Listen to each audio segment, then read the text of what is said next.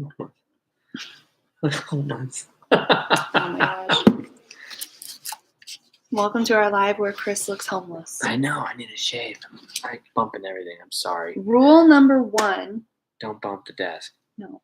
Oh. Is don't point out the things you're insecure about on the freaking camera. Oh, I'm not. Because now that's all everybody's going to be talking about. Okay, anyways.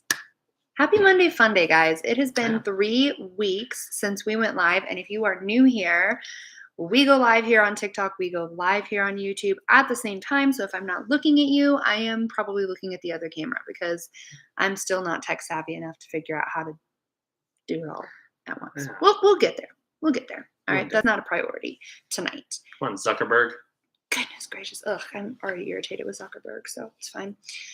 Tonight we are going to be talking about 3 people or professions that every real estate professional should be networking with, should know, should have in their back pocket to help build their business. Because these are 3 categories of people that will not only help you build your clientele, but also help you offer more value to all of your clients. Why are your eyelids so irritated? That's a phenomenal question. It's called makeup. So if I don't answer your question or you're not seeing the question on the live that you're watching, it's probably on the other platform. So we will try and read them and yeah. Up on TikTok. Okay, so category number 1, divorce and estate attorneys. If you are in real estate, it is very likely that at some point in your career, you will handle or you will participate in the handling of a divorce, selling a home, helping them rent a home out, etc., etc. So why not start networking now with divorce attorneys? Because the more that you know them, the better relationship you have with them, the more likely they are to send their clients to you when they get to that point in the divorce process. Because as they determine the assets between the parties, they will eventually either have to sell or one party may buy the other party out. And sometimes, a lot of times, a real estate professional is looped into that transaction to ensure that the highest quality of care is taken and everything is legally compliant with state and federal regulations. Also, estate attorneys, because oh my gosh, some of these comments, I swear. Estate attorneys, obviously, those are helpful in real estate because should somebody's loved one pass away or become, ill or any kind of incident in which an estate attorney would step in and help delegate the estate, they may come to the point where they sell the estate, or again, another party may potentially inherit or buy out the other party's stake in the estate. At some point, you are more than likely going to get a call from an estate attorney if you are a real estate professional, but especially if you are one that they know and trust. If they know and trust you, they're a lot more likely to give you their business when they have it because they want to work with someone they know will do their clients the best service possible. And in real estate, if you have a good reputation with specialties and professions outside of the real estate industry, you are way more likely to not only get their professional business, but also their personal business, their friends, their family, themselves even at some point.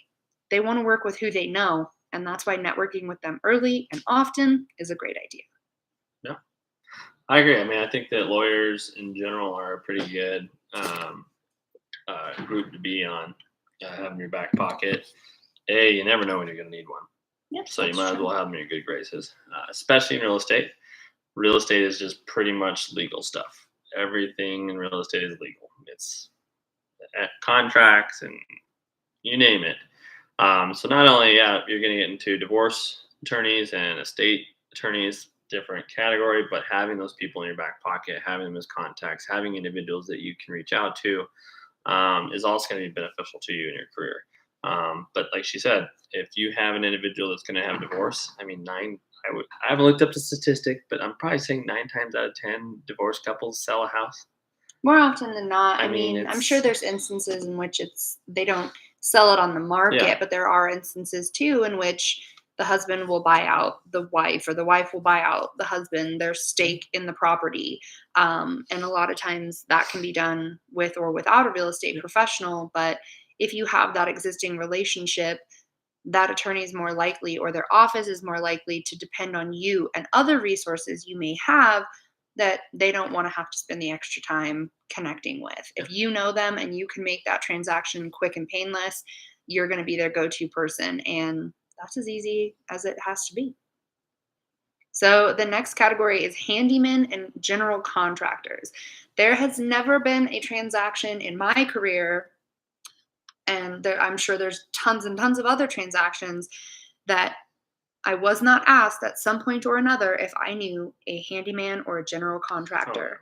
I almost always try to identify someone who is licensed, insured, bonded, all of those things, because a lot of the time it's so important to have that insurance and that bonding to help protect your clients if they use this person. If something goes wrong, it also protects that person's business, but not all the time. So network with people of all different varieties in that category, because you really never know what degree you or your client may need them, or the opposing client. If you're representing the seller and the buyer has these repairs they need done, or credits that they want for them, it's better to have a licensed professional come in and give you those quotes than it is to just assume, because you really don't know until you know how much something will cost. And in real estate, things don't cost what you may assume that they do. Yeah, is that a good point too? Yes, go to the listings of pretty cool. weddings 5 or 6 years later and check on that couple. That's a really great idea, Izzy. They weren't even do that. And it's actually something, and I just got back from a big, oh my gosh, now I can't think of the word, conference.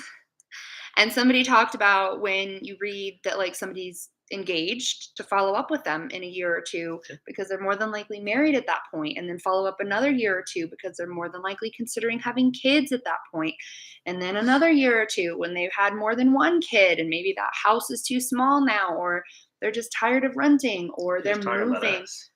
Well, yeah, but that's we're the ideal American family. I was like year to year to year and everything. So yeah, so that's a great idea, Izzy, and absolutely highly recommend. Follow up on if you see those engagements, or even, I mean, unfortunately, the listings of people who have passed away, checking in if you know that person well enough. Don't just start digging around for business, because that's tacky. But I like that point you brought up. Like if you look at checking out in 5 years for newly married couples that have been married 5 years, like they're looking to either expand the house, or they might have that divorce rating, but either way, it's good to check in with those people, especially if they're, people past clients, family, friends, people you've reached out to before, just reaching out saying, hey, how you guys been? It's been a few years. And they're like, oh, thanks for hitting us up. We've been looking at buying a new house.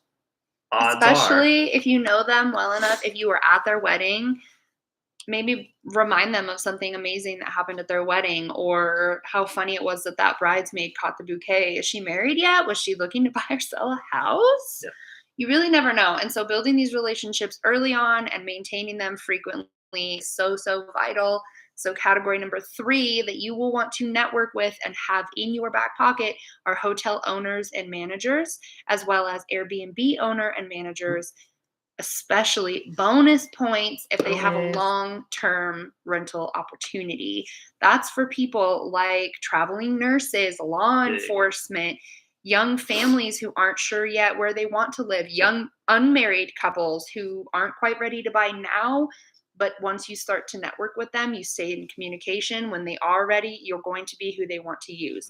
So finding those hotels that offer, months or even weeks at a discounted rate, or especially nicer hotels. We're not talking Motel 6s. I mean, I guess if you really want to get crazy with it, please don't. But it just seems like not worth the risk. People don't even have an idea to go there. But so nicer hotels that offer weeks or months at a discounted rate for those kind of traveling employees, those people can purchase the property and then rent it out when they leave, make that passive income. You can help them find a renter and make a little income. And then you can help them find a realtor in their next location if they choose to purchase. Yeah. So those are some really great people that you will want to network with and maintain relationships with in your real estate career. Any other Yeah. industries? Flight attendants. Ooh, yes. Sometimes flight attendants, once they get up enough in their career, and they're making a decent chunk of change, they end up buying houses where they're based out of, or because a lot of people don't know this. A lot of flight attendants do not live where they're based out of. Yep. So they'll buy a secondary home and they'll have that as a crash pad for other flight attendants. So Mhm. it's just a revolving door of income for them. But again, you're never going to know unless you chat with these people, unless you extend an olive branch out. They may not be looking for a house. They may not even be on their radar. But then you let them know you're a real estate agent and say, hey, let me know if you're ever interested in buying a secondary home for a crash pad.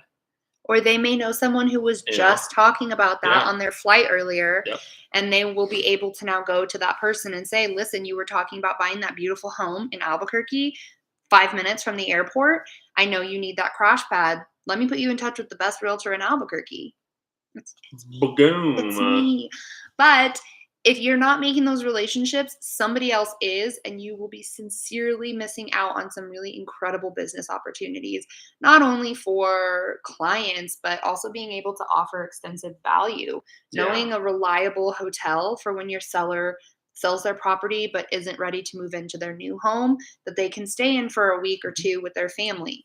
Knowing a contractor who can get that wall patched up in a heartbeat and for a really reasonable price. Yeah. Your clients will trust you when you have those resources readily available. And if you become a resource for them in the time of buying a home, which is already stressful enough, and you become a resource for them that they don't have to think about things, it's so much easier for them just to sit there and say, you know what, you trust this guy, yeah, have him patch the wall. I don't care. Like, I'm done. Please, and that's the beauty of it. That's where you need to be at with it, is that not only you're networking, not only you're setting yourselves up to better yourself and your client list, your potential client list, and years out, you are setting yourself up as a resource. And if you had a real estate agent in the past, real estate broker, whomever they are, and they were just okay, like our first real estate, she was nice. She did a good The job most in a that lot we of got from her was like a couple classic flyers ways. for cooking recipes after we bought the house.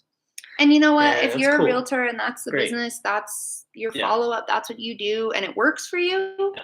that's great. But in 2023, with technology and AI and all of these insane opportunities, it's so much better to be with the times than it is to be stuck in your own ways and refusing to adjust and adapt. In real estate, adaptation and adjustment is constant. The market's constantly changing, your business is constantly changing. There's no guarantee how much you're going to make next month, no matter how good you are at real estate. Things can go right, they can go wrong in a heartbeat. You can have $1 million listing that the day before closing, the seller changes their mind.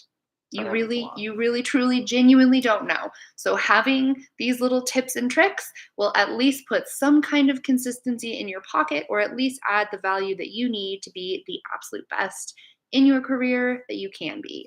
And obviously, building these relationships with people not only makes you a better person and a more knowledgeable resource, but it will eventually help grow your clientele and even their businesses. And you're gonna get something out of it. Like I strive to be more like her uncle. The guy just talks to everybody. He You sit does. down at a restaurant, he's chatting up somebody, and he has gotten so many benefits from it. Like, Oh, yeah. he'll call me up randomly, and he's just like, "Yeah, golfing over here at this private course." Well, how'd you do that? I just said hi to a guy in a bar, and he said, "Come golfing with me tomorrow." And it's not about the freebies; it's about the connections you make. And in life, more connections, the easier it can be. The more resources you have, the easier it can be. The more resources you are for people, the easier their lives are. And you just make yourself an abundance of people surrounded with like-minded individuals who all want to share the same thing and do the same thing and have common goals and ethics. Like, you're not gonna get negative out of it. No, I mean, Rarely. do you remember the time that we were flying? San Somewhere in the Antonio. sky. We were going to San Antonio for the Alamo Bowl.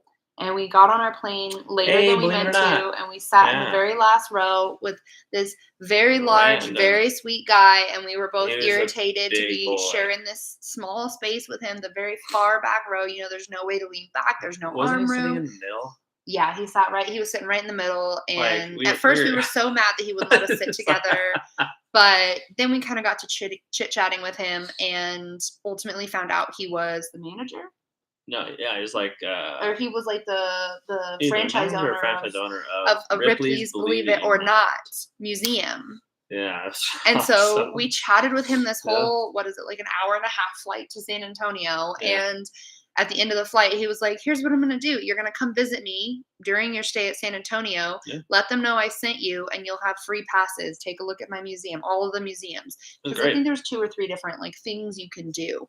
But we did. We went our last day. We showed up. He wasn't there. He had just left for lunch, but they gave us the passes. We got to go through the museum. It was a really great experience, all because instead of staying mad about our seating arrangement, we just made small talk. Yeah, talking to the guy. And it wasn't, I mean, at first he wasn't really like the most talking guy either. It wasn't like we were just like, oh, you suck.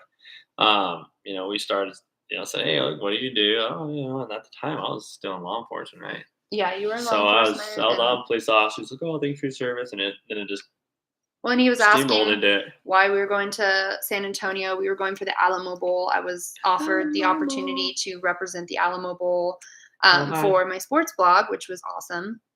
Hi. And so it all wound up being beneficial. And he was a super sweet guy. We had a lot of fun chatting with him, and we benefited from it.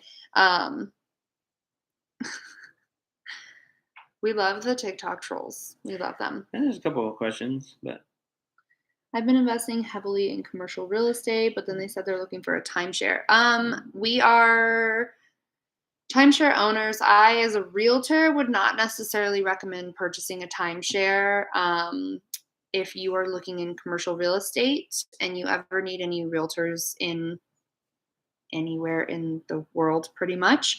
My brokerage is a global brokerage, which means we have agents and brokers in all 50 states, pretty much every city, pretty much every country at this point. I think it's 25 countries now. I'm Kymbrye, and this is Chris.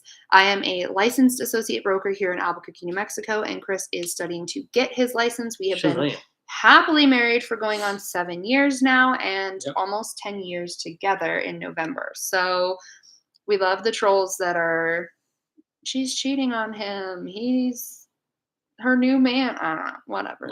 And I do moisturize. It's social media, Secret y'all. dancer. It's social Not media. often as I should. No, I try to get him to have more consistent skincare. We will get there. Oh, and then Sean and Casey, they said hi. Hi from Indiana. Hi, Indiana couple, if you guys are still watching. Hello. I think Chris was asleep. I wasn't. I was dealing with trolls. Stop it. Christy, we do not share GoFundMes on our page. We don't know you, so unfortunately we are not able to share your GoFundMe. Also, there's a lot of scams going around with those things, but thank you for tuning in. So guys, those are the 3. Actually, you got a few extra bonus, guys. Lefty, what's up, buddy? Is that our boy? That's Lefty. Is that our boy? Hi, Lefty. welcome. Thank you for joining. We were talking about 3 people that every real estate professional should network with.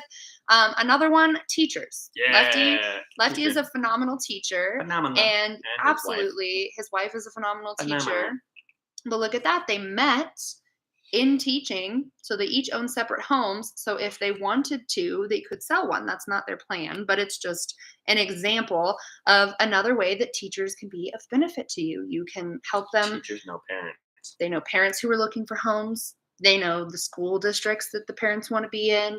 They know the teachers that are getting married. They know the staff. They know all the things. Okay, teachers know so many things. So I'm not fighting in court. I'm fighting the court. Good for you. Cool. Hopefully it's going good for you. Hopefully it's for all the right reasons. But Lefty, game night soon. Sorry. Yes, absolutely. Game night soon, Lefty. We miss you. We love you. And those were 3. Actually, you got a few additional professions and people that realtors and real estate professionals should network with to build their business, to build their professional careers, to build the resources and value they offer their clients, and to just be generally better people every day. and better realtors. Like, come Absolutely. on. Like, if you just have all that in your back pocket and it's just there, come on. Like, And you never stop learning. come When you network with these different people, you're constantly able to learn new things, new skills, new information, new insight. You never know. And if you're a realtor and you ever have to do a small thing for your seller or your buyer, and a handyman can teach you how to patch a hole if you don't know how to do it, or change a light bulb if you've never done that before, you never know who will be able to help you and in what way. So be outgoing. duct tape and liquid whiteout stuff. What is that called? Stuff called Why not? whiteout. Don't do that. But we love you guys, and we will see you next Monday for our Monday Funday live. Love you, bestie. Bye. See you later. And in the stream, not a touchscreen at your laptop.